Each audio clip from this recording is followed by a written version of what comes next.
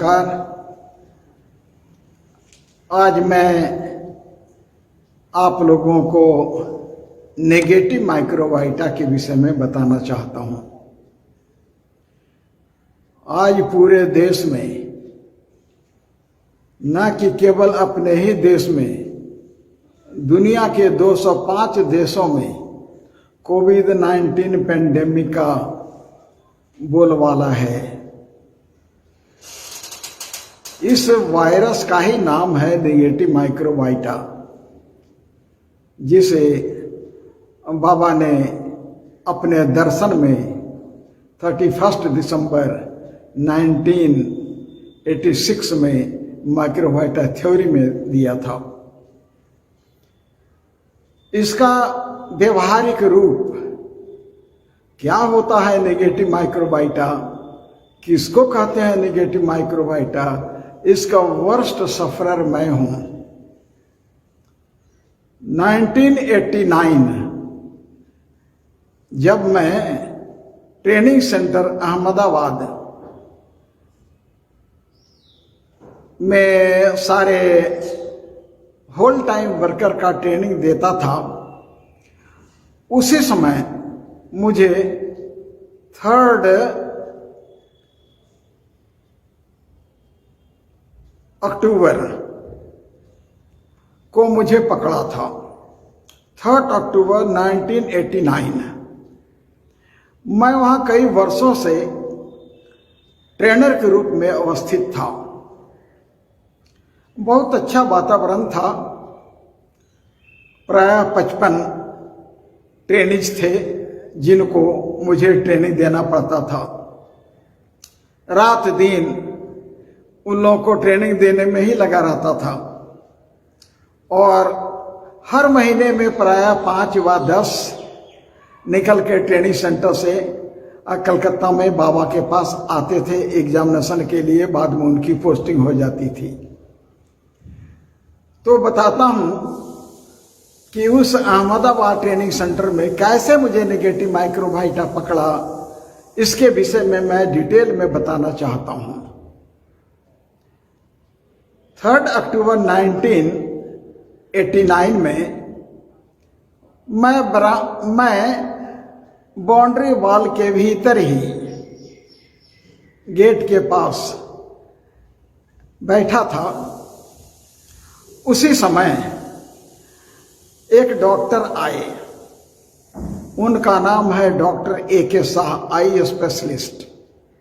अहमदाबाद के बड़े popular doctor हैं, क्योंकि वे आनंद मार्गी हैं, सभी लोग जानते हैं उनको। वे आए, नमस्कार पाती हुआ।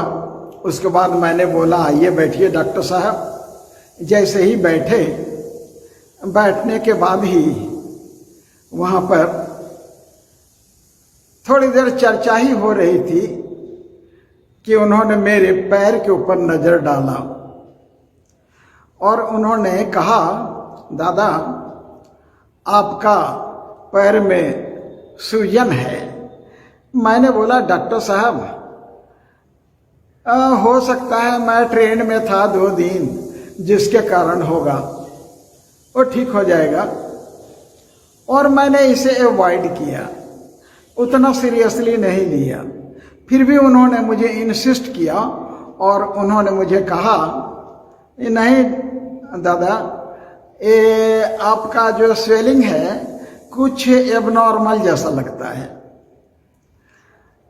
मैं उतना ध्यान नहीं दिया, मैंने जस्ट अवॉइड करते हुए बोला ठीक हो जाएगा डॉक्टर साहब, आए हैं ना, अभी आराम करेंगे, ठीक हो जाएगा। 2 दिन ट्रेन में था, जिसके कारण हो सकता है मुझे वहां पर कंटिन्यूअस रहने से टहलना घूमना नहीं हुआ, जिसके कारण पैर में स्वेलिंग हो गया है। बोले नहीं दादा, अलग पैटर्न का है। एनीवे, वो भी अवॉइड किया, मैं भी अवॉइड किया। कहीं कोई दर्द वगैरह नहीं था। दिन भर मैं पढ़ाई कराता रहा, क्लासे लेता रहा अपने ट्रेनिज लोगों का। शाम हो गए, 1-2 सिम्टम उसमें और ऐड हुआ। वह सिम्टम था बार बार पेशाब जाने का और टॉयलेट जाने के समय काफी एनस में दर्द होता था, जैसा लगता है कोई ब्लेड से काटता हो। उसके बाद धीरे धीरे भूख कमनी शुरू हुई। रात बीत गए। सुबह में जब मैं उठा तो मैं देखता हूं पूरा शरीर फूल गया और मेरा मुंह फूल गया, और मेरा ही नहीं और 8-10 ट्रेनिज लोगों का, उन लोगों का भी फूल गया, पूरा बॉडी फूल गया। और उन लोगों के साथ जो मेरा सिम्टम है, धीरे धीरे उन लोगों में भी यही सिम्टम आना शुरू हुआ। 4 अक्टूबर की बात है। उसके बाद पूरा दिन निकल गया। धीरे धीरे धीरे देखा एक ट्रेनी को सफोकेशन फील होना शुरू हुआ। जब सफोकेशन फील हुआ, वो बोलना शुरू किया कि दादा मैं तो बिल्कुल दादा सांस नहीं ले सकता। तो उसको 4 तारीख को शाम के समय में वाड़ियालाल हॉस्पिटल है गवर्नमेंट का, उस हॉस्पिटल में मैंने भर्ती करा दिया ऑक्सीजन के ऊपर। उसके बाद पूरी रात निकल गई। डॉक्टर के पास गए। डॉक्टर लोगों ने हम लोगों का इलाज करना शुरू किया फाइलेरिया का। मैंने इंसिस्ट किया, डॉक्टर साहब हम लोगों का फाइलेरिया नहीं है, फाइलेरिया का नहीं है सिम्टम। उन लोगों ने ब्लड लिया, यूरिन का टेस्ट किया, सब कुछ करने के बावजूद उन लोगों ने देखा सब कुछ नॉर्मल है। हम लोग नहीं समझ पा रहे हैं कि आप लोगों को कौन सी बीमारी है।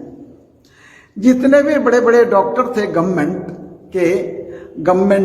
हॉस्पिटल में, वाड़ियालाल हॉस्पिटल में, इसके बाद और भी कई हॉस्पिटल में हम लोग गए दिखाने के लिए, लेकिन कोई नहीं इसे डायग्नोज कर पाए।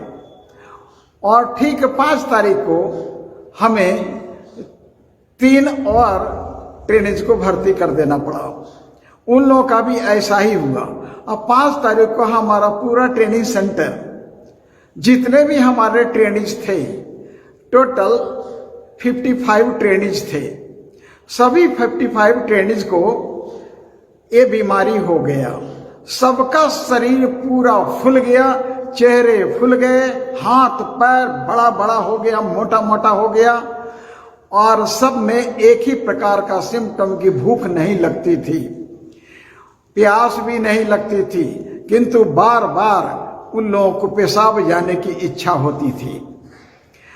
और जब टॉयलेट जाते थे तो उनको एनस में काफी व्यथा होता था, जैसे लगता है कोई ब्लेड से कुरेदता है।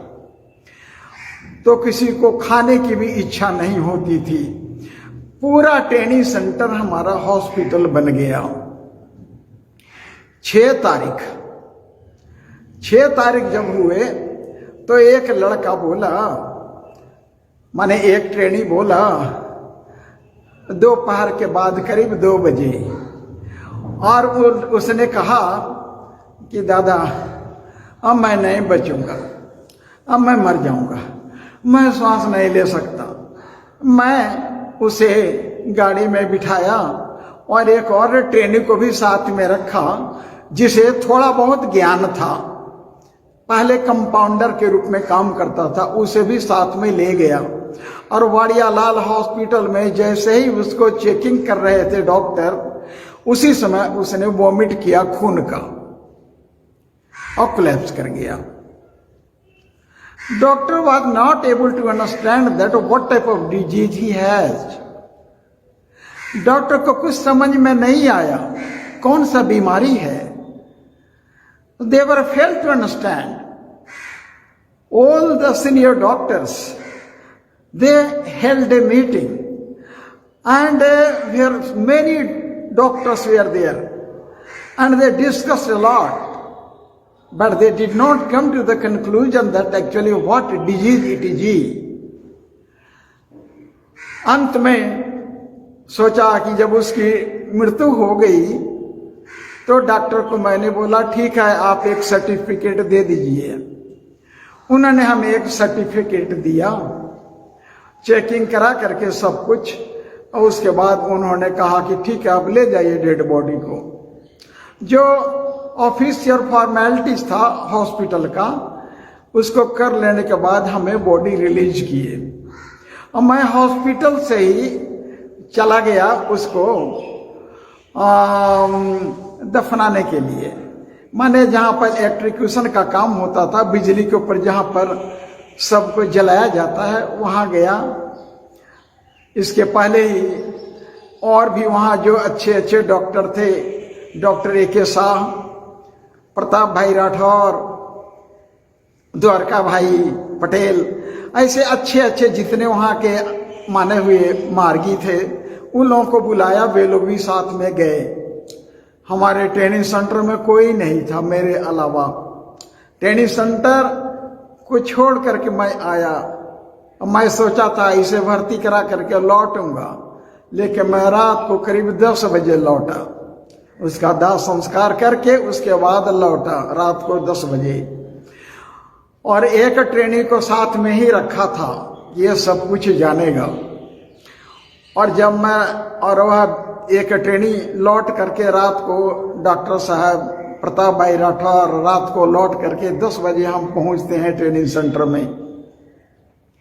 ट्रेनिंग सेंटर की भी हालत बहुत खराब थी, सभी के सभी बीमार थे, लेकिन मेरी स्थिति सबसे बदतर थी। लेकिन मैं किसी को बोल नहीं पाता था। हमारे कंडक्ट रूल के नियम के अनुसार अपनी तकलीफ को दूसरे के सामने में नहीं बोलना, दूसरे का तकलीफ को रियलाइज करना, यही समझ करके मैं ही सब कुछ था वहां का। मैं उन लोगों के लिए टीचर था, उनका मैं आचार्य था, सबका लेसन देता था, बढ़ाता था, ध्यान लेसन कंप्लीट करता था। उनके गार्डियन थे, खाना देना, कपड़ा देना, सारी सुख सुविधा, डॉक्टर के पास ले जाना अगर किसी की बीमारी हो गई कोई, तो सब कुछ मैं करने वाला था। और मेरी ही स्थिति इतनी गंभीर थी कि मैं अपनी बात को किसी को नहीं कह पाता था। मैं सोचा मुझे बोलने से इसका गलत ही असर पड़ेगा, वे लोग सोचेंगे दादा ही तो ऐसा बोल रहे हैं। इसलिए मैं कभी किसी को अपनी तकलीफ के बारे में नहीं बताता था और लोगों को ही मैं सांत्वना देने में लगा रहता था। हमेशा लोगों को पूछता था, प्यार करता था, पुचकारता था, उसको अच्छे ढंग से रखता था। किसी प्रकार की कमी होता था तो उसे मैं पूरा करता था। सबके माइंड को हाई लेवल में रख करके रखता था। जब मैं वहां से लौटा, लौटने के बाद ही वे लोग पूछना शुरू किए, दादा वो जो ट्रेनी अभी गया कैसा है दादा? मैंने बोला ठीक है, तुम लोग एक काम करो, सब हॉल में बैठ जाओ, मैं अभी बात करूंगा तुम लोगों से। उसके बाद मैं उस ट्रेनी को जो मेरे साथ गया था उसे मैंने बता कर रखा था, तुम कुछ मत बोलना, तो बोलना दादा बताएंगे, कुछ मत बोलना तुम। तो वहां का जो मॉनिटर था, मॉनिटर को बोला गया। मॉनिटर ने हॉल में सारे ट्रेनी लोगों को बुलाया। सब ट्रेनी लोग बैठ गए और बहुत भूमिका बांधते हुए मुझे अंत में जाकर बोलना पड़ा कि जिस काम के लिए, जिस उद्देश्य के लिए, जिस आदर्श के लिए उसने जीवन त्याग किया था, आज वह नहीं रहा। वो आदर्श में ही मिल गया। आदर्श के लिए आया था और आदर्श के लिए अपने आप को उत्सर्ग कर दिया। जब चेकिंग चल रहा था उसी समय खून की वॉमिटिंग हुई, उसके बाद कोलैप्स कर गया। अब वह नहीं है। और वहां से मैं ले गया, फिर दाह संस्कार करके साथ में लौटा हूं। ये तो तुम्हारा भाई हमारे साथ था, इससे सब कुछ पूछ ले सकते हो। बाद में उसी ट्रेनी से उसने सब कुछ जानकारी हासिल किया, तो जो मैं बोला था वही चीज उसने भी बोला। जो बात सही थी उसी बात को उसने उन लोगों के बीच में दोहराया। जब मीटिंग समाप्त हो गई, लोगों को सब कुछ बता दिया, चिंता करने की बात नहीं है, बाबा का मिशन है, हम बाबा के लिए लाइफ डेडिकेट किए हैं, घबराने की बात नहीं है, सभी लोग ठीक हो जाएंगे, चिंता मत करो, सब हम बाबा का ग्रेस चाहते हैं, हम खबर करेंगे, अभी टेलीफोन करेंगे नीचे जा करके। ऊपर में हॉल था, मैं बात कर रहा था, अभी नीचे जा करके ऑफिस से मैं बात करूंगा और जीएस दादा को मैं अनुरोध करूंगा कि बाबा को खबर दें।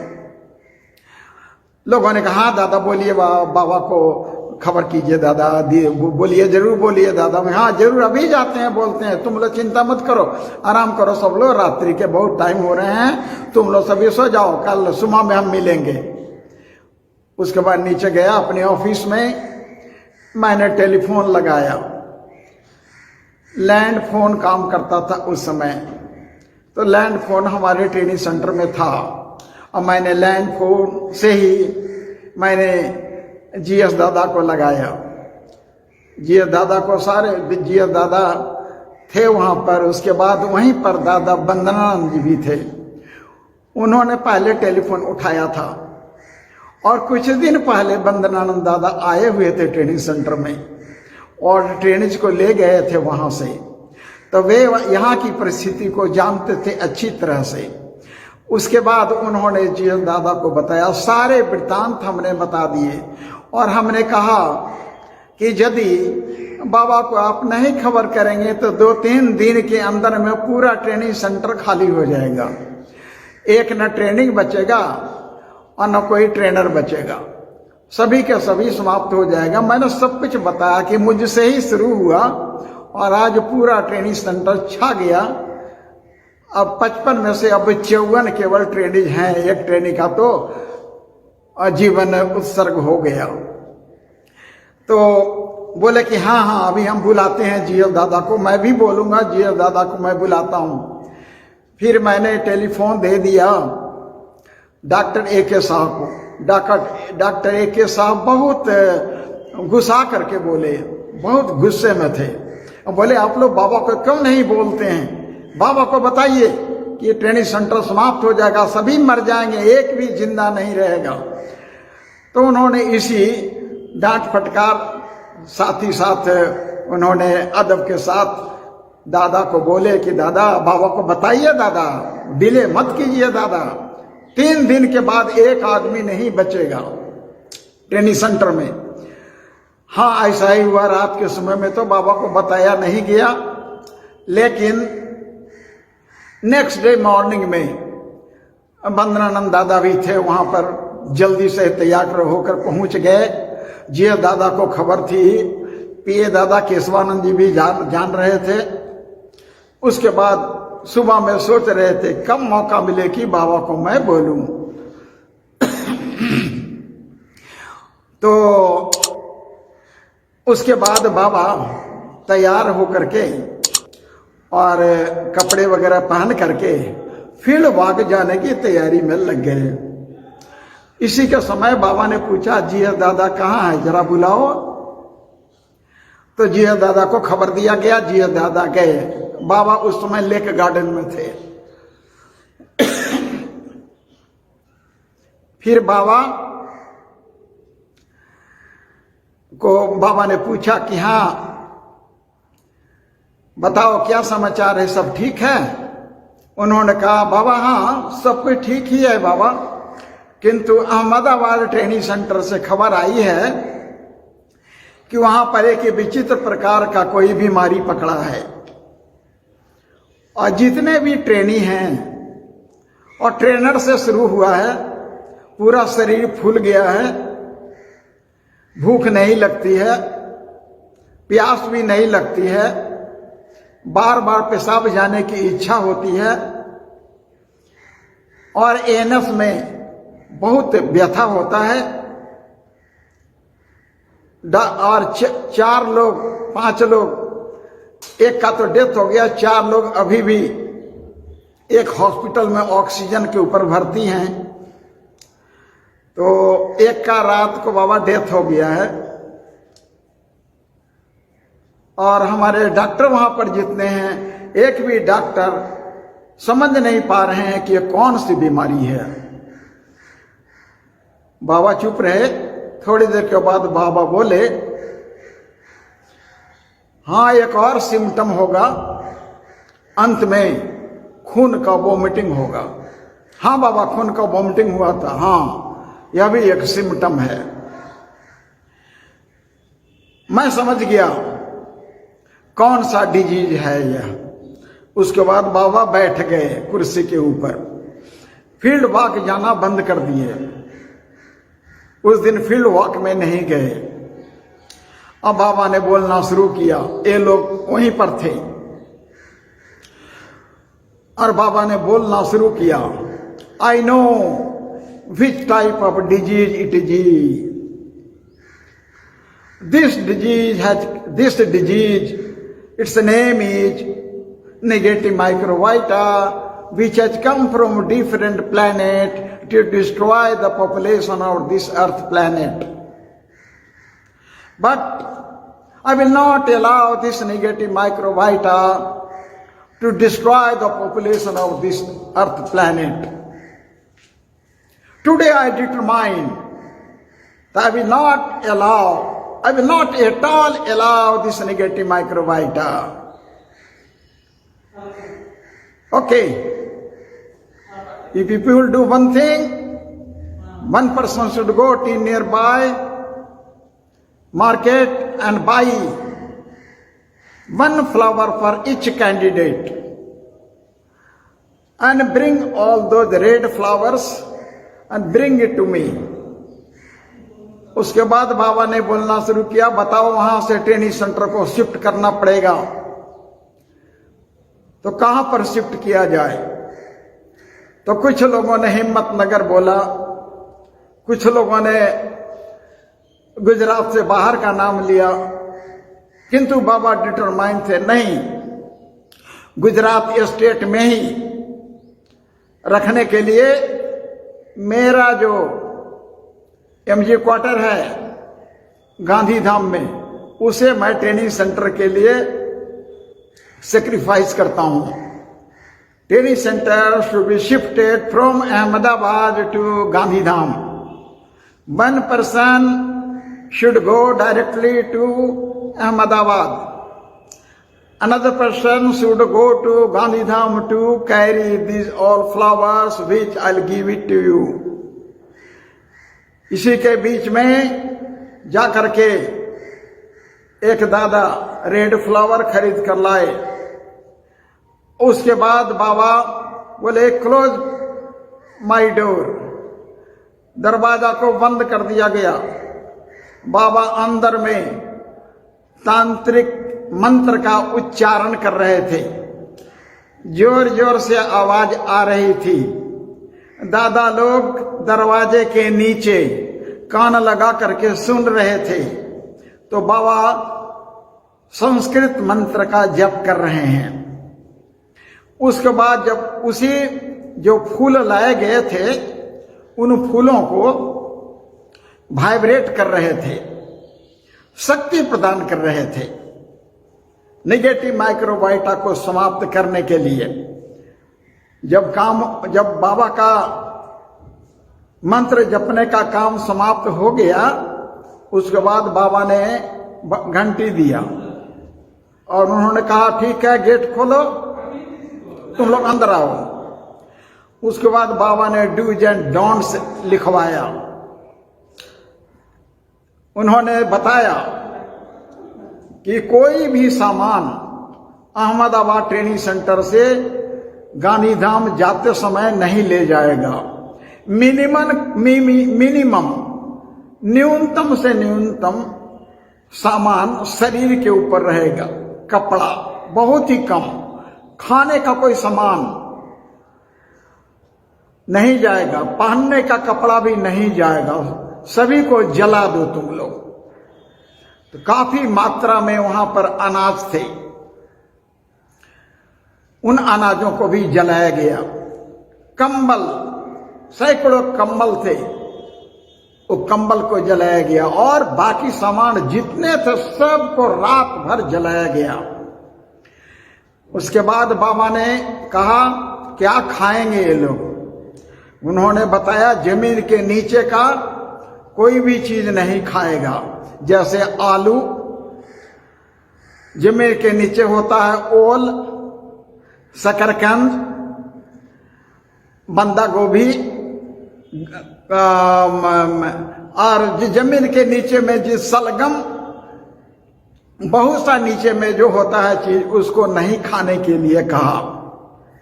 उन्होंने ये भी कहा कि मसूर का दाल, खेसारी का दाल भी नहीं खाएगा, और वैसे भी हम लोगों के लिए मना है। और इसके अलावा उन्होंने कहा कि जो चावल खाएगा वह रॉ राइस का खाएगा, बॉयल राइस नहीं खाएगा। उसके बाद उन्होंने कहा कि इन लोगों का डेली का नाश्ता होगा वह टोमेटो जूस होगा 1 गिलास, और घोल होगा। टमाटर का जूस बनाने के लिए उन्होंने कहा कि टमाटर को बॉयल करोगे, बॉयल हो जाने के बाद उसके छिलके को निकाल दो, हाथ से मथ करके अच्छे ढंग से उसको छान डालो। उसके बाद उसमें रॉक सॉल्ट डालने के लिए कहा, सी सॉल्ट नहीं खाने के लिए बोले। उसके बाद उन्होंने कहा कि जीरा तवे के ऊपर भून कर उसको पाउडर बना करके और उसमें डालने के लिए बोले। 1 गिलास घोल बोले पीने के लिए, उसमें भी इसी प्रकार से जीरा का पाउडर और रॉक सॉल्ट, बिटनून डालने के लिए बोले, उसको पीने के लिए बोले। एक दादा ने कहा कि बाबा इन लोग के लिए टॉनिक क्या दिया जाएगा? बाबा ने कहा यही है टॉनिक, यही है नाश्ता और यही है टॉनिक। उसके बाद बाबा ने कहा कि इन लोगों को कोई दवाई नहीं खिलाया जाएगा, कोई दवा नहीं खाने का।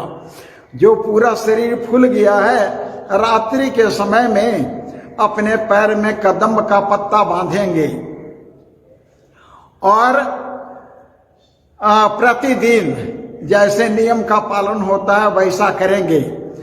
सूर्योदय के बाद ही स्नान करेंगे, सूर्यास्त के बाद स्नान करना मना है। इसके अलावा उन्होंने कहा जर्नी रात के समय में कभी नहीं करना चाहिए, और जब लोग अहमदाबाद से गांधीधाम जाएंगे तो सूर्य डूबने से पहले पहले इन लोगों को पहुंच जाना पड़ेगा, और कोई भी कपड़ा वस्त्र जो पहन करके यहाँ से जाते हैं उसे पहने हुए अंदर में प्रवेश नहीं करेंगे, उस कपड़े को बाहर ही फेंक देंगे। और स्नान कर लेने के बाद बाहर में नए कपड़े पहन करके और बाबा क्वार्टर में प्रवेश करेंगे। तो इसके बाद ठीक टाइम से ये सब कुछ बाबा ने लिखा दिया। उसके बाद निगमानंद दादा डायरेक्ट चले गए अहमदाबाद, और वंदनानंद दादा फ्लावर को लेकर के बड़ी हिफाजत के साथ वे फूल ले गए, और इतना हिफाजत के साथ ले गए कि जान का सवाल था। 54 लोगों के जान था, वही बचाने वाला था, इतना महत्वपूर्ण फूल था। उसको लेकर के चले गए गांधीधाम, और वैसे आए थे अहमदाबाद भी, और वहीं से हो करके गए थे गांधीधाम। निगमानंद दादा वहां पर पहुंचे और रात भर उन्होंने जलाने का काम किया। जितने कपड़े, जितने अन्न, जितने सामान थे सबको रात भर जलाते रहे। जलाने का काम जब समाप्त हो गया, सुबह में एक बस किए, ऐसी बस से हम सभी वहां से रवाना हुए। जब हम सभी लोग बस में बैठ चुके थे तो अभी और भी 4 भाई जो हॉस्पिटल में थे ऑक्सीजन के ऊपर भर्ती, उन लोगों को लेने का था। बस खड़ी हुई हॉस्पिटल के गेट के बगल में। निगमानंद दादा उतर करके गए डॉक्टर को रिक्वेस्ट करने के लिए कि हमारे 4 ट्रेंड लोग ऑक्सीजन के ऊपर भर्ती हैं, उन्हें रिलीज कर दिया जाए। डॉक्टर बोला कि आप पागल हैं क्या, माथा ठीक ठाक नहीं है क्या? वो लोग ऑक्सीजन के ऊपर है और आप बोलते हैं रिलीज करने के लिए। दादा ने कहा कुछ नहीं होगा, आप रिलीज कर दीजिए। तो डॉक्टर ने कहा कि आपको लिख करके बॉन्ड देना पड़ेगा कि अगर कहीं कुछ हुआ तो आप रिस्पॉन्सिबल होंगे। दादा ने कहा मैं लिख करके देता हूं। तो उन्होंने लिख करके दिया। तो चारों ट्रेनी को रिलीज किया और चारों ट्रेनीज लोग आकर के बैठ गए। कुछ नहीं हुआ, क्योंकि बाबा ही को पूछा गया था कलकत्ता में कि बाबा उन चारों का क्या करेंगे जो ऑक्सीजन के ऊपर हॉस्पिटल में भर्ती हैं। तो बाबा ने ही कहा था कि उन लोगों को भी रिलीज कर लोगे, कोई चिंता की बात नहीं है, मैं बोलता हूं। तो इसी आधार पर उन लोगों ने रिलीज करवाया और उसके बाद चलता रहा दिन भर। सूर्य डूबने से ठीक आधा घंटे पहले पहले हम लोग गांधी धाम पहुंच गए और वहां पर स्नान करने के लिए व्यवस्था थी। बाहर में ही, बाउंड्री के बाहर ही हम लोगों को स्नान करने के लिए दिया गया, ओपन फील्ड में। और बाउंड्री के भीतर से एक एक कपड़ा हम लोगों को बनियान, लुंगी, लंगोटा भेजा जाता था। कपड़े मोड़ करके अब अंदर से फेंकते थे और उधर हम लोग बाउंड्री के उस पार में ले लेते थे। ऐसे करके सबका स्नान हो गया। जैसे जैसे स्नान होता था वैसे वैसे एक एक व्यक्ति बाबा क्वार्टर में प्रवेश करते थे। और बाबा क्वार्टर के अंदर वाले रूम में, जहां बाबा का रूम था, वहां पर दादा बंदरानंद जी बैठे हुए थे तांत्रिक प्रक्रिया करने के लिए कि किस तरह से तांत्रिक प्रक्रिया किया जाएगा उन फूलों का। तो सारे चक्रों को अच्छे ढंग से संघर्षण करते हुए और उसके बाद उसे एक सुरक्षित पॉलिथीन पे में रखा जाता था। यह भी डायरेक्शन था कि जिस फूल को एक बार तांत्रिक प्रक्रिया के माध्यम से यूज किया जा चुका है उसको किसी व्यक्ति के शरीर से सटना नहीं चाहिए, नहीं तो वह व्यक्ति अफेक्टेड हो जाएगा। इसलिए बड़ी सावधानी के साथ सारे फूलों को एक पॉलिथीन में रखा गया। यह भी डायरेक्शन दिया गया था बाबा की ओर से कि जब उन फूलों का काम हो जाए तो उसे ले जाकर के किसी बहते हुए पानी में, फ्लोइंग वाटर में इसे तुम लोग फेंक दोगे। तो उसे कांडला पोर्ट में ले जाकर के और उसे पानी में बहा दिया गया। और उसी रात से हम लोगों में परिवर्तन आना शुरू हुआ।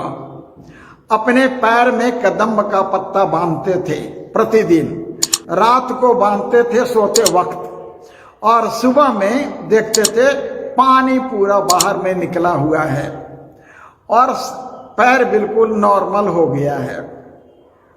दिन भर फिर घूमना फिरना चलना काम होता था, जिसके कारण धीरे धीरे फिर स्वेल कर जाता था। ऐसा प्राय 1-1.5 महीना हुआ। प्राय सभी लोगों का एक एक करके सबका पैर ठीक हो गया। शरीर का भी स्वेलिंग कम होना शुरू हो गया, भूख भी लगनी शुरू हो गई, प्यास भी लगनी शुरू हो गई। अब नॉर्मल पेशाब लगता था वो भी नॉर्मल हो गया। एनस में व्यथा होता था खूब काटने के जैसा, ब्लेड से कुतरने के जैसा, वह भी समाप्त हो गया। कोई दवाई नहीं, मात्र भजन कीर्तन साधना बाबा की कथा ये सब चलता था। और बाबा का जो भोजन और नाश्ता का जो निर्देश था उसको हम लोग पालन करके चलते थे। तो देखा गया कि प्राय 3-4 महीने में बिल्कुल ठीक हो गए। हमारे जितने ट्रेनी थे प्राय सभी ट्रेनी एक एक करके पास होते चले गए। सब लोग पास होकर के निकल गए। 1 वर्ष करीब बीत गए और बीत जाने के बाद मैं भी आया इसके बीच में 1-2 बार कलकत्ता रिपोर्टिंग में। लेकिन मेरे पास अभी भी एक सिम्टम रह गया, वह था मेरे बैकबोन में दर्द।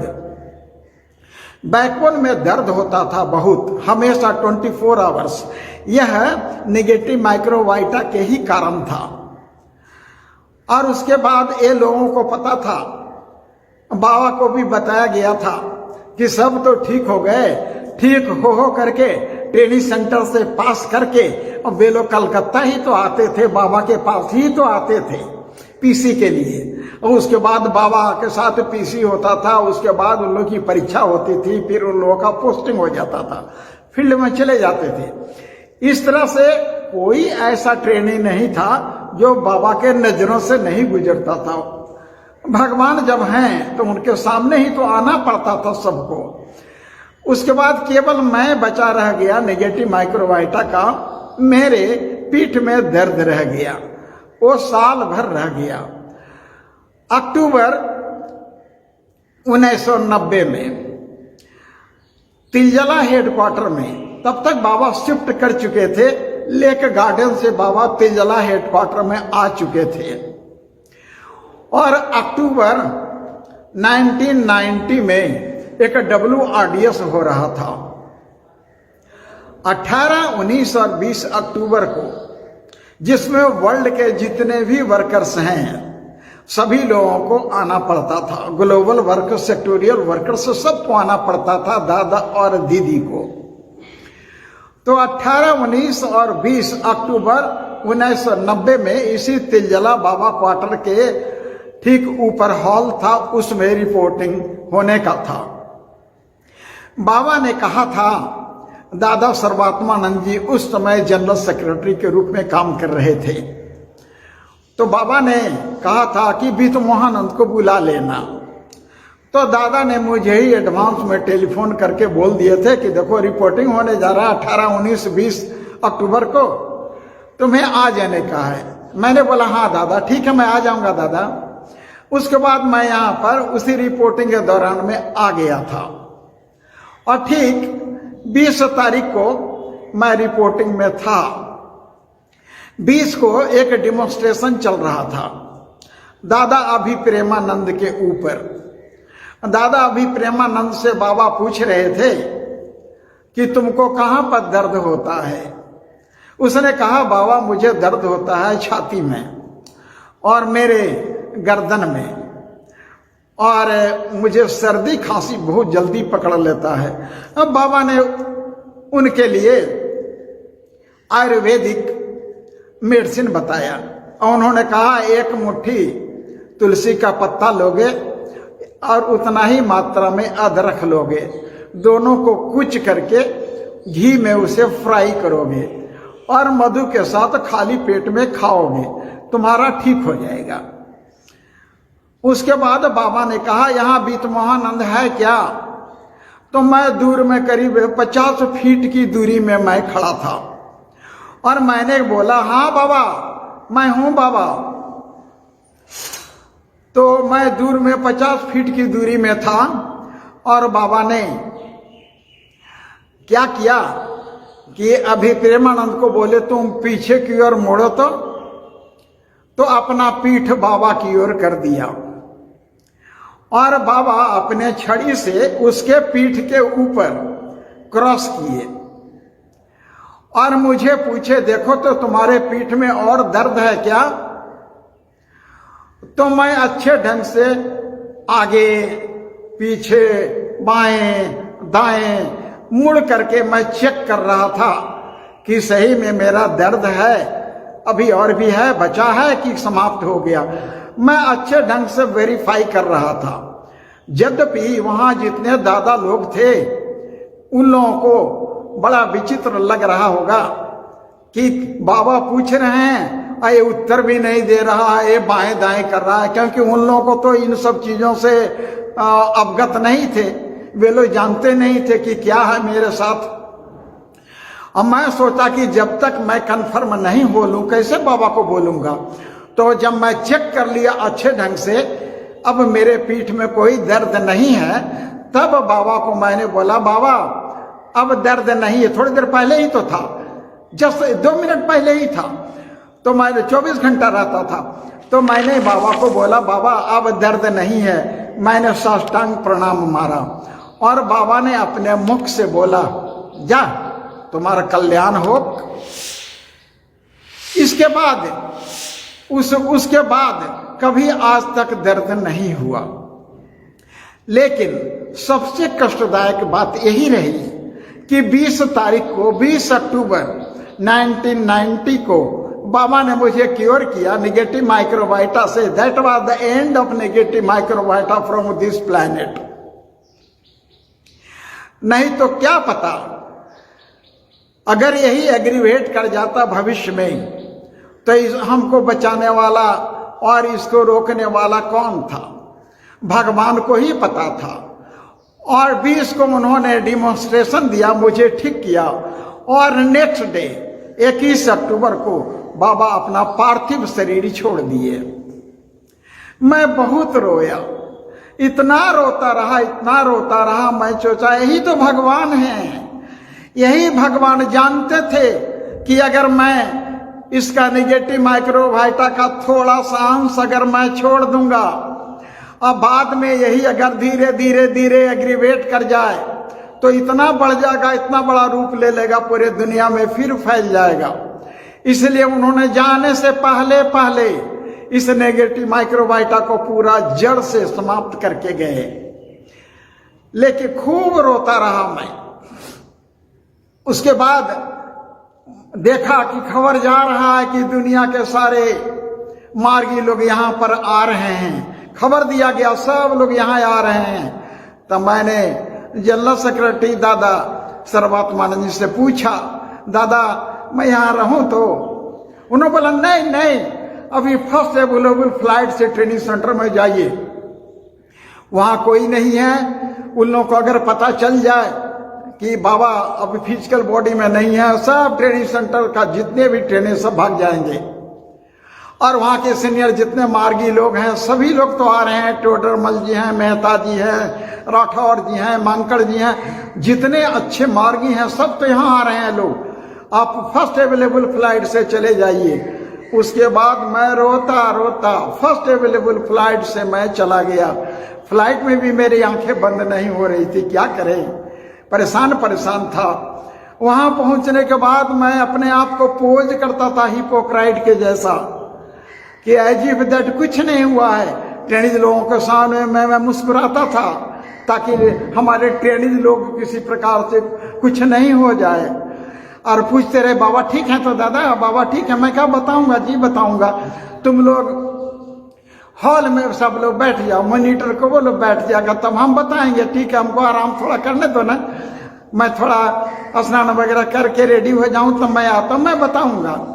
बार बार सब बाबा ठीक है? तो दादा मैं क्या बताऊंगा, मैं बताऊंगा। क्या वह दृश्य था जब मैं हॉल में गया और मुझे बताने का था, मैं वर्णन नहीं कर सकता। मुझे फिर से रुलाई आनी शुरू हो जाएगी अगर उस दृश्य को आप लोगों के सामने में बताना शुरू करूंगा। तो मुझे बताने का था नेगेटिव माइक्रोबाइटा के विषय में, तो बाबा ने कल्याण कर दिया। इस नेगेटिव माइक्रोबाइटा को जड़ मूल से समाप्त कर दिया। किंतु उन्होंने समाप्त किया अपने उस शरीर त्याग करने से पहले। यही मैं आप लोगों को बताना चाह रहा हूं कि आज भी नेगेटिव माइक्रोबाइटा पूरे वर्ल्ड को डोमिनेट कर रहा है। प्राय 205 देशों में है यह नेगेटिव माइक्रोबाइटा। इसे भी पॉजिटिव माइक्रोबाइटा के माध्यम से समाप्त किया जा सकता है। आज तक हम लोगों ने कोई ऐसा रिसर्च नहीं किया, नहीं तो दुनिया के सामने में हम लोग बोल सकते थे कि यह कोई कोविड-19 पैंडेमिक वायरस नहीं है, यह है नेगेटिव माइक्रोबाइटा। किंतु क्या किया जाए, अभी तक हम लोगों ने कोई रिसर्च किया ही नहीं। हो सकता है भविष्य में जब रिसर्च करेंगे तो हम लोग निश्चित रूप से बता पाएंगे। यूनिवर्सिटी से अगर हम माइक्रोबाइटा के ऊपर रिसर्च कराते तो हम रिसर्च का जो थीसिस लिखने वाला होता एक एक पॉइंट ला करके देता, दुनिया के सामने में बोल सकते थे। हम नहीं बोल पा रहे हैं इसलिए कि हमने अभी तक यूनिवर्सिटी में रिसर्च नहीं कर पाया।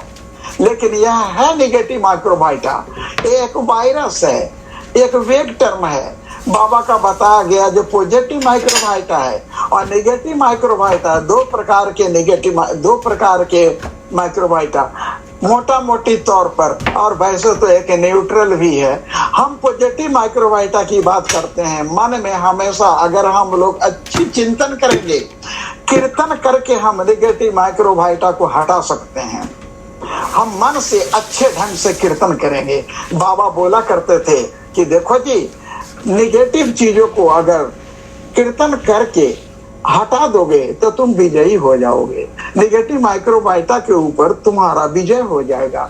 इसलिए आज हम सभी परिवार के लोग और जितने भी दुनिया के मार्गी लोग हैं, हम ये जानते हैं कि कुछ कुछ मार्गी लोगों को भी हो गया है।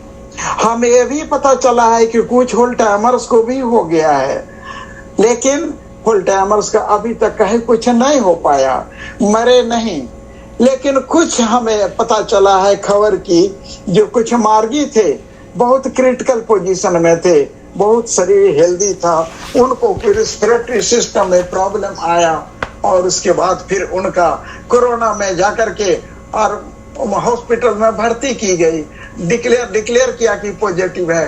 बाद में धीरे धीरे उनका डेथ भी हुआ, कुछ डेथ भी हुए हैं। बताता हूँ, जब हमारे एक ट्रेनिंग का डेथ हो गया निगेटिव माइक्रोबाइटा के कारण ट्रेनिंग सेंटर में, तो अभी क्यों नहीं हो सकता है। लेकिन हमें बचे रहने की जरूरत है।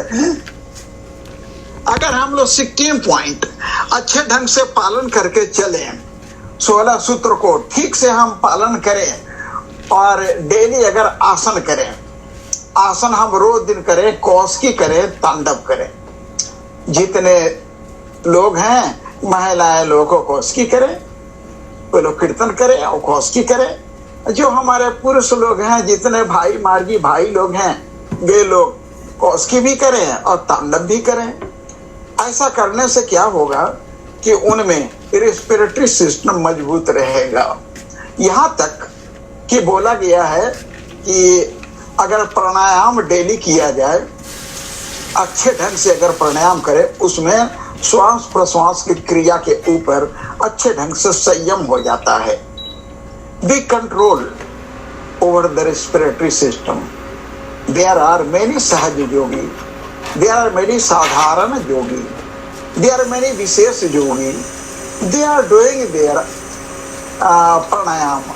ये जो प्राणायाम है, सहज योगी लोग जो प्राणायाम करते हैं, लोग प्राणायाम करते करते अगर रेगुलर से प्राणायाम करेंगे तो रेस्पिरेटरी प्रॉब्लम नहीं होगा। और भोजन में पेट की सफाई बहुत ही महत्वपूर्ण है।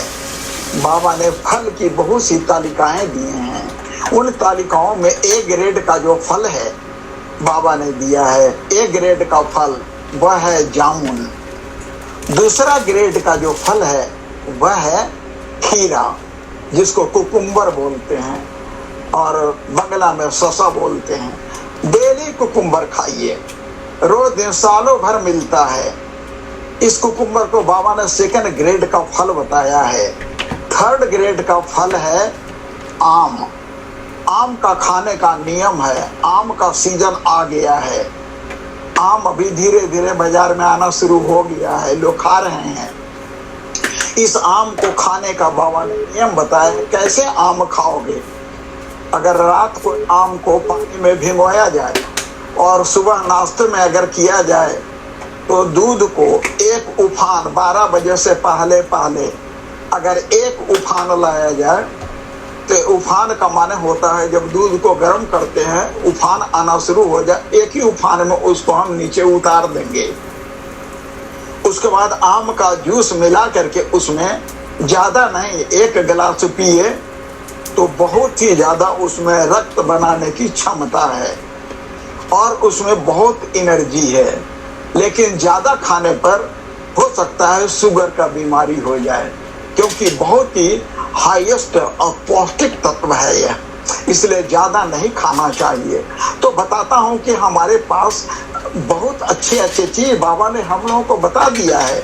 इसके अलावा और भी बोलता हूं, हम लोगों को फल में कुछ और फल को भी खाना चाहिए, जिस फल के ऊपर ज्यादा लोग ध्यान नहीं देते हैं। अभी जामुन का टाइम आएगा, आया नहीं है। बरसात के समय में जामुन मिलता है, जो फलों का ए ग्रेड का फल है बाबा के अनुसार। और एप्पल, ऑरेंज, ये सब बहुत पीछे चला गया है, ये सब का स्थान नहीं है। जबकि बहुत प्रोटीन है, विटामिन है, लेकिन बाबा ने इस सब को कैटेगरी में नहीं डाला। बाबा जानते हैं कि हमारे जो लड़के लोग हैं, लड़कियां लोग हैं, उतना धन नहीं है इन लोगों के पास। तो कम पैसे में जो हर चीज अवेलेबल जन सामान्य लोगों के लिए है, उसी को हम लिस्ट में लाएं। तो जो खीरा है वो 10 रुपये, 15 रुपये, 20 रुपये किलो मिलता है, साल भर खा सकते हैं। और उसे भी लाइए अच्छे ढंग से धो करके और बढ़िया से उसे नाश्ता कीजिए। अंकुर निकला हुआ चीज, चना, मूंग और मूंगफली, तीनों को रात को पानी में भिगो दीजिए, पोटली में बांध दीजिए, अंकुर निकल जाएगा और थर्ड डे खाइए। ऐसा डेली अगर करेंगे ऑल्टरनेटिव डे में तो आप अंकुर खा सकते। ये दीर्घायु होता है, उम्र बढ़ता है, इससे पेट की सफाई होती है, विटामिन ए और सी मिलेगा। नींबू डेली खाना है, विटामिन सी होता है, प्रतिदिन नींबू खाएंगे अपने भोजन के साथ। नींबू अगर डेली खाते हैं तो विटामिन सी मिलेगा, खाना जल्दी पचेगा। नींबू पानी लेते हैं तो पेट की सफाई होती है, शरीर में एनर्जी पैदा होता है। इसलिए नींबू अपने हाईएस्ट ग्रेड में रखिएगा नींबू को अपने साथ खाने के लिए। इसके अलावा और भी ऐसी ऐसी चीजें हैं। बाबा ने कहा है कि देखो, एक है ड्रम स्टिक। वो ड्रम स्टिक है जो जिसे हम कहते हैं ड्रम स्टिक को सहजन बोलते हैं। ये जो सहजन है, सहजन में बाबा बोलते हैं कि उसका पूरा पेड़ काम में आता है। उसका फूल, उसका फल, उसका पत्ता और उसका छिलका, जितना है सब का सब काम में आता है। कोई चीज बर्बाद होने वाला नहीं है, यहाँ तक कि उसकी जो मूल है वो भी काम में आता है। तो बाबा बोलते हैं कि ये 12 मसीहा भी होता है, अगर डेली खाएंगे वो शरीर के लिए इतना लाभदायक है। ये नेत्र का ये बढ़ाता है, रोशनी को बढ़ाता है और इससे शरीर में हीमोग्लोबिन मिलता है। हाईएस्ट हीमोग्लोबिन है वो सहजन में है। इतना हीमोग्लोबिन और कोई चीज में नहीं मिलेगा। तो आप लोगों को मैं बताना चाहूंगा कि अगर डंडा मिले बाजार में जो महंगा मिलता है, उस डंडे की सब्जी खाइए, फूल भी खाइए। और अगर घर में कोई एक पेड़ लगा देते हैं, अगर कोई आपके पास थोड़ी सी जगह है गार्डन में और एक पेड़ लगा देते हैं, उस पेड़ में फल फूल जो मिले तो अच्छी बात है, नहीं तो जो पत्ते हैं उन पत्तों को तोड़ लीजिए, हरा रहे उसी समय तोड़ लीजिए पत्ते को तोड़ करके उसको सुखा डालिए, सुखा करके उसके बाद उसका पाउडर बना दीजिए, ग्राइंड कर लीजिए और खाते वक्त 1 चम्मच अपने सब्जी में उसको डाल दीजिए, मिला दीजिए, उसको टेस्ट बढ़ा देगा। मैं अपने नियमित जीवन में ऐसा ही करता हूँ, रोज दिन करता हूँ। और हमारे यहाँ कुछ दादा लोग हैं, हमारे आचार्य किशन सूद हैं, बड़े अच्छे अनुभवी व्यक्ति हैं पटना में। वो हैं, उनकी पत्नी है आचार्य प्रभा, तो वो भी हैं, प्रभा दीदी वो भी हैं। ये लोगों का बड़ी शौक है और ये लोग अपने गार्डन में सब लगा के रखे हैं। और आनंद नगर में बहुत ये लोग पेड़ लगा रहे हैं, उसमें सहजन बहुत जरूरी है और वही मुझे सप्लाई कर देते हैं सहजन का पाउडर। आप अपने घर में सहजन का पाउडर बना ले सकते हैं, कोई असुविधा नहीं होगी। घर में ग्राइंडर होता है, ग्राइंडर में डाल करके उसको सूखा पत्ता को आप ग्राइंड कर लीजिए और एक शीशी में रख लीजिए। बाजार में भी रामदेव बाबा का मिलता है बना बनाया सहजन पाउडर, सहजन के पत्ते का पाउडर मिलता है, वे लोग भी बेचते हैं, बाजार में महंगा मिलता है। वही पत्ता है जिस पत्ते को आप भी डाल सकते हैं, आप भी बना करके ग्राइंड करके बोतल में रख दीजिए, 1 चम्मच डाल करके अपने सब्जी के साथ। दाल में नहीं जमेगा, सब्जी में जमेगा, दाल के ऊपर ऊपर घूमता रहेगा, वो अच्छा नहीं होता है। सब्जी में डालेंगे तो मिक्स हो जाएगा और स्वादिष्ट हो जाएगा, बढ़ा देगा स्वाद में, काफी ये आ जाती है, स्वाद आ जाता है। इसलिए आप इसे भी करेंगे। इतना ही नहीं, और भी बताता हूँ। ये जो टोमेटो है, टोमेटो बहुत सस्ता है, अभी हर जगह पर सस्ता मिलता है टोमेटो। और उस टोमेटो को आप जूस पीजिए, दो तीन टोमेटो को 3 टोमेटो लाइए, पानी गर्म कीजिए, उसके छिलके जब फट जाए उसको निकाल करके उसको हाथ से मल दीजिए और उसको छान लीजिए। और उसमें थोड़ा सा कुमीन पाउडर, जीरे को आप तवा के ऊपर फ्राई कर लीजिए और उसका पाउडर 1 चुटकी डाल दीजिए। और सी सॉल्ट को अवॉइड कीजिए, सी सॉल्ट मत खाइए। सी सॉल्ट आप डाल सकते हैं दाल में, किंतु ऊपर से अगर खाना है तो आप रॉक सॉल्ट खाइए, बिटनून खाइए। बिटनून खाने से ज़्यादा लाभ है। आजकल के डॉक्टर बहुत ये सब चीज़ बोल रहे हैं। तो उसका पाउडर मिला करके नाश्ता में अगर आप करते हैं तो बहुत हेल्दी आपका नाश्ता होता है। तो ये नाश्ता में मैंने बता दिया ये चीज़। अब खाने में भी इसी पैटर्न से आप रखिए। नींबू जरूर लीजिए और मैं बोलता हूँ ये जो सहजन का पत्ते का पाउडर लीजिए थोड़ा, और जो भी सब्जी टमाटर डाल करके खाइए। कच्चा टमाटर भी अगर खाते हैं तो बहुत काम में आता है, किंतु छील के खाइए, नहीं तो उसको कई बार उसके छिल के आँख में सटने का डर रहता है। और अगर बथुआ साग खाते हैं तो बहुत अच्छी बात है।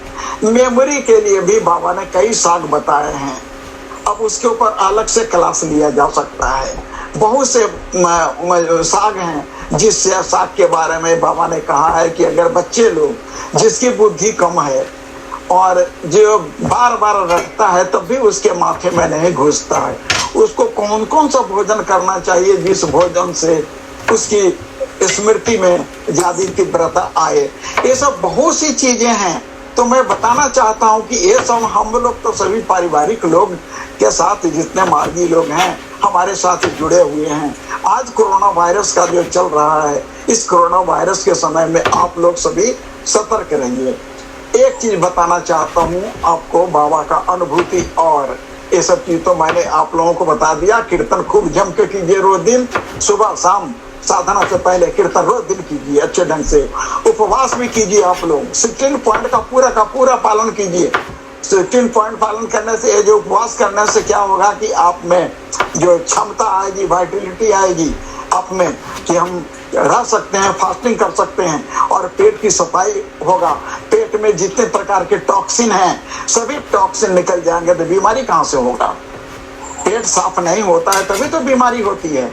जब टॉक्सिन पूरे निकल जाएंगे, नींबू पानी पिएंगे तो आपसे आप पेट साफ है तो कोई प्रॉब्लम नहीं होएगा। एक मैं आप लोगों को अनुभूति की बात बता देना चाहता हूं, उसके बाद मैं क्लोज करूंगा। मैं 1967 में 65 में मैं बना था होल टाइमर। उस समय मेरी पहली पोस्टिंग हुई थी 1965 में उड़ीसा में, संबलपुर में मेरी पोस्टिंग हुई थी। और मैं प्रचार जेडो के रूप में मेरी पोस्टिंग हुई थी। उस समय स्कूल नगण्य के जैसे थे, कोई स्कूल वगैरह नहीं चलता था उस समय, कहीं मिलता भी नहीं था, रहने की भी सुविधा नहीं थी और हम किसी से मांग भी नहीं सकते थे। बाबा हमें 60 रुपया हर महीने में अलाउंस दिया करते थे। जितने भी वर्कर पोस्टेड थे सबको बाबा अपने सर्विस का, उस समय बाबा एम्प्लॉयड थे, तो बाबा हम लोगों को जो कमाते थे 60 रुपया करके प्रति वर्कर देते थे अलाउंस। और मैं 60 रुपये पोस्ट ऑफिस के माध्यम से पाता था, उससे महीना पूरा चलाते थे, प्रचार का काम करते थे। ऐसा करते करते मैं 65-66 में जब मैं प्रचार का काम करता था, रिपोर्टिंग में बहुत कम वर्कर थे, तो बाबा उस समय रांची में थे। रांची में रिपोर्टिंग होने वाला था। मैं कभी रिपोर्टिंग में गया नहीं था, पहली बार मुझे रिपोर्टिंग में बुलाया गया था। बाबा रांची में थे तो बाबा का क्वार्टर भी किराए पर था और ऑफिस भी किराए पर था। और जब बाबा रिपोर्टिंग के लिए सबको बुलाए थे तो उस समय जो जनरल सेक्रेटरी थे और दादा अभेदानंद जी, और उसके बाद उन्होंने कहा कि देखो तुम लोग आ जाना रिपोर्टिंग के लिए। हम आ गए थे रिपोर्टिंग के लिए। उसके बाद बाबा मॉर्निंग में आ कैसे गए इसके बारे में बताता हूँ। जब मैं संबलपुर से चला तब मुझे बताया गया था कि ये काम करना, झारसुगुड़ा में आ करके वहाँ ट्रेन पकड़िए, वही ट्रेन आती है रांची के लिए। तो मैं संबलपुर से आ गया, खड़े खड़े बस में मैं आ गया झारसुगुड़ा। रात को सीट मिली नहीं, खड़े रहा मैं, खड़े खड़े ऊँघते ऊँघते आ गया, कोई फील नहीं हुआ। यंग था उस समय, 20-22 वर्ष उम्र थी। और उसके बाद झारसुगुड़ा जब पहुंचा तो मुझे बस स्टैंड में नीचे उतरने के बाद मुझे लगा कि ये काम करें, पहले टॉयलेट जाए तो अच्छा रहेगा। तो हम आचार्य होने के नाते हमारा एक झोला था, आज के जैसा बैग जो मिलता है ऐसा नहीं, कपड़े का झोला था। और उसमें बाबा का बराबर मुद्रा का फोटो था, क्योंकि ध्यान लेसन सिखाना पड़ता था तो बराबर मुद्रा का फोटो रखना पड़ता था। और उसी में प्रतीक था, हमारा आचार्य डायरी था और हमारे कपड़े और मेरे जो पर्सनल बिलोंगिंग थे। मैं सोचा कि जाऊंगा टॉयलेट में, कैसे लेके जाऊं, भीतर में कोई एक टॉयलेट में देखा तो कोई एक वहां पर एक खिल भी नहीं है, कैसे हम वहां पर ले जाएंगे। तो हमने सोचा कि ये काम करते हैं, यहाँ पर तो कई ये लगे हुए बेंच लगे हैं, बेंच के ऊपर रख देता हूँ। लेकिन लोग आ रहे हैं जा रहे हैं बस स्टैंड में, कोई भी आदमी उठा के लेके चला जाएगा तो बाबा का फोटो भी चला जाएगा, आचार्य डायरी भी चली जाएगी। ऐसा क्या करें समझ में नहीं आता है, और मुझे प्रेशर भी फील हो रहा था। फिर मैंने सोचा, मन में सोचा, चलो बाबा को ही बोल देते हैं, बाबा देखना मेरा बैग, बाबा मैं जाता हूँ टॉयलेट से आता हूँ बाबा। मन ही मन मैंने सोचा था, तो किसको बोलता, वहाँ कोई आदमी है नहीं परिचित था। अब मैं बाबा के ऊपर छोड़ करके अब मैं गया टॉयलेट से आ गया, देखा मेरा बैग सही सलामत है। उसके बाद मैं क्या किया, हाथ पैर धोया, ये करके ब्रश किया, उसके बाद चल दिया मैं रेलवे स्टेशन के लिए। ट्रेन थी बहुत बाद में, ट्रेन पकड़ा फिर झारसुगुड़ा में, और मैं दूसरे दिन मॉर्निंग में पहुंच गया रांची। और उसके बाद जब उधर से आ रहा था तो देखा बाबा की गाड़ी जा रही है फील्ड वॉक के लिए, और झंडा फहर रहा था, अरे ये तो बाबा जा रहे हैं। उसके बाद आया वहाँ, फिर बाबा लौट कर जब आए तो उसके बाद जय जयकार हुआ। उसके बाद बाबा आकर के बैठ गए ऑफिस में। जैसे ऑफिस में बैठे, उन्होंने कहा, दादा ने जनरल सेक्रेटरी ने कहा, all workers please come inside for reporting.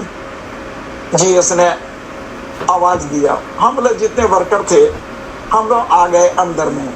बाबा बैठे थे, हम लोग अंदर में घुसे, साष्टांग प्रणाम किया।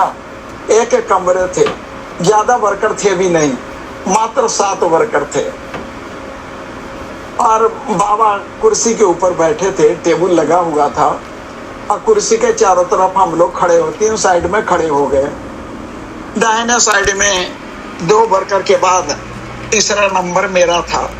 दाहिने साइड से बाबा ले रहे थे रिपोर्टिंग, पहला से ले लिए रिपोर्टिंग। बाबा ने कहा, बोलो क्या काम किया है। उसने बताया, मैं प्रचार का काम किया बाबा, इतनी दीक्षा दिया, इतने कॉलेज में गए, वहाँ लेक्चर दिया, आसन सिखाए, ये सब सारा चीज बताते रहे। बाबा बड़े खुश हुए। फिर दूसरे दादा को पूछे तो भी दादा इसी ढंग से बताए। फिर मेरा तीसरा नंबर आया तो मैंने भी बताना शुरू किया, बाबा मैं भी सुंदरगढ़ कॉलेज में गया बाबा, वहां भी मैंने दिया, संबलपुर में गया, बरगढ़ में गया बाबा, यहाँ पर वहां पर नहीं, तुमको तो मार लगेगी, तुमको मार लगेगी। अब मैं बंगला बोलना नहीं जानता था, उस समय सीख रहा था बंगला बोलना, बिल्कुल बंगला नहीं आता था। तो बाबा ने कहा, no you should be punished, first of all I don't want to hear anything, you should be punished. तो मैं मन ही मन सोचना शुरू किया, कुछ बोला नहीं, मन ही मन में सोचना किया कौन सा गलती मैंने किया जो मुझे दंड मिलेगा। तो बाबा ने उत्तर दिया, मेरे मन को रीड करके बाबा ने उत्तर दिया, और तुम क्या सोच रहा है कि कौन सा गलती किया जिसके लिए हमें दंड मिलेगा, ये तू सोच रहा है? मैं क्या नौकर हूं तुम्हारा जो तुम्हारे बैग की रखवाली करूंगा? तब मैं समझ गया, जैसे ही बाबा बोले तभी मैं समझ गया, अरे ये तो कल ही की बात है। कल ही तो बाबा को मन ही मन मैंने बोला था कि बाबा मेरा बैग देखना, और कोई चोरी न कर ले बाबा, तुम्हारा फोटो तो इसी बैग में है बाबा, तुमको न चोरी कर ले कोई। ये मैंने सोचा था, मैं यही सोच करके मैंने बाबा को बोला था कि बाबा हमारा बैग देखना बाबा। अब वही बाबा अभी यहाँ बोल रहे हैं कि मैं तो तुम्हारा नौकर हूँ क्या।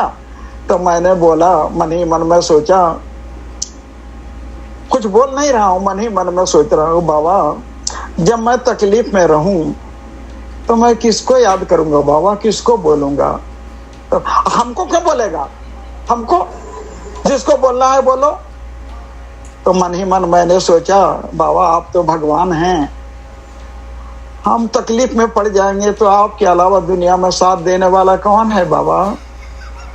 तो मुस्कुरा दिए। मुस्कुरा देने के बाद बोले ठीक है, जा जा ठीक, हाँ चलो नेक्स्ट। मैं समझ गया ये हमारे भगवान हैं, मेरे दिल की बातों को बोल रहे हैं, जो मैं सोच रहा हूं वही चीज बोल करके मुझे रिमाइंड कर रहे हैं, यही तो भगवान है। अरे भगवान कहाँ सातवें आसमान के ऊपर है, एक काल्पनिक घटना हम सोचते हैं, भगवान तो सामने में है, यही है, यही भगवान है हमारे। ये तो हम जो सोच रहे हैं सारा जी बोल रहे हैं, कल ही तो घटना हमारे साथ घटी है, वो सब हमको बता रहे हैं सब कुछ। तो मैंने सोचा हे भगवान तुम्हारी ये लीला कितनी महान है, तुम्हारी लीला दुनिया के सब लोग जानते हैं लेकिन किसी को पता नहीं चलने देते हो, तुम अपने आप को ऐसा छिपा करके रखते हो भगवान जो कोई जान न पाए। तुम में यही तो रहस्य है, सब कुछ जानते हो, हर गुणों से संपन्न हो, सर्व गुणों से संपन्न हो, किंतु तुमको एक ही भय है कि कोई मुझे जान न ले। इसलिए हर समय कोई ना कोई ऐसा बहाना मार करके और उसको ऐसा डाउट क्रिएट कर देते हो कि लोग जान नहीं पाता है और भ्रम में ही रह जाता है। बाबा तुम कितने बड़े अंतर्यामी हो, जितने ही भगवान के गुण हैं वो सब तो है। बाद में बाबा ने किताब में दे दिया कि बाबा ने दे दिया किताब में, और एक श्लोक भी उन्होंने दे दिया, और उसी में उन्होंने दे दिया कि भगवान के कौन कौन से गुण हैं।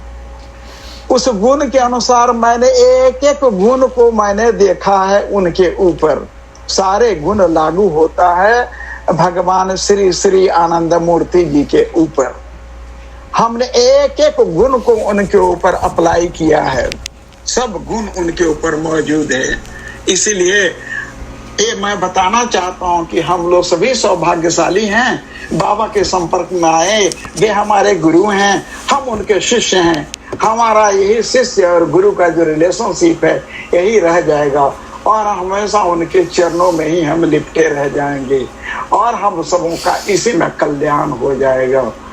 तो मुझे लगता है कि आप लोग जरूर कुछ न कुछ समझे होंगे और आप लोग अच्छे ढंग से रहिए सब परिवार, और जितने भी आप लोग हैं सब लोग ठीक ठाक रहिएगा, बाबा का काम करते जाइए, इसी में हम सबों का भलाई है।